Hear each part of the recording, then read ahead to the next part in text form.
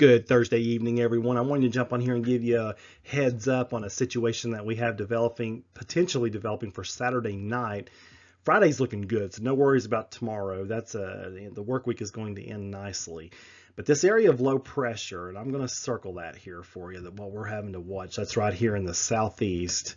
It's this area right here. Now, it's got a lot of moisture to work with. That red shading there is for flash flood risk across southern Georgia and South Carolina. This is the weather map for Saturday, just to remind you there. So this is the track, showing it kind of swooping up and out of the Gulf and ending up right there. Now, if it were to change course and be more northerly, like closer to Atlanta, then we would get more moisture, and that would increase our snowfall potential. If it tracks farther south, we would get nothing. So we're kind of watching for if it does track between the southern Georgia to central Georgia, that would put us in line to get some snowfall Saturday night into Sunday. Now, there was a situation 25 years ago this month, February the 3rd, 1998. An area of low pressure took a similar path to this and really strengthened and intensified off the Carolina coast, and we ended up getting a big surprise snow.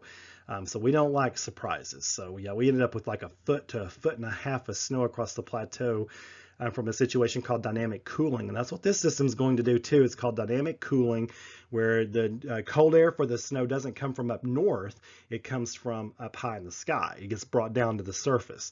Now, we're probably not going to get that kind of a situation. That was a once in a generation type event. But there is a potential for some accumulating snowfall Saturday night into Sunday. And I don't want to see us get caught by surprise by that. So that's the whole point of this update here tonight. There's, I would say there's about 80% chance of a light snow. There's a 20% chance we could get a significant snow. So that's enough of a chance for me to jump on here and kind of tell you, look, we could get, there is the potential we could get several inches of snow. More likely than not, we'll get on the lower end of things, such as this. 1 inch or less, my confidence is medium. So, but definitely stay tuned, because if the track of that low changes, or it looks like we're going to get more moisture than what it's looking like now, then that would change.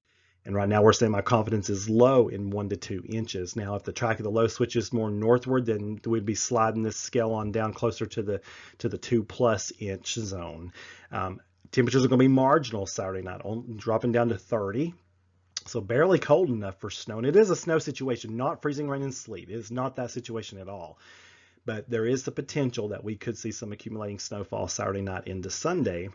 With temperatures hovering right around freezing or so, major roads will probably stay okay, but stay tuned for that, especially if they're pre-treated. But back roads could, of course, become hazardous if we get some accumulating snowfall. So the whole point of this is just to give you a heads up that there is the potential for some accumulating snowfall Saturday night into Sunday. More likely than not, it'll be on the low end of the scale, that 1 inch-ish zone.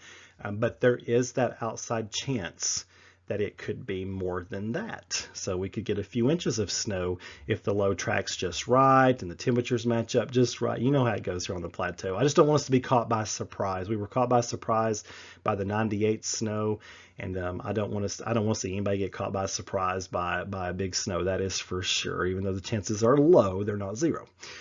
I'll track it all tomorrow, folks, see what the guidance says, see what the models say, see what everything else is saying, and you just keep it right here to meteorologistmark.com.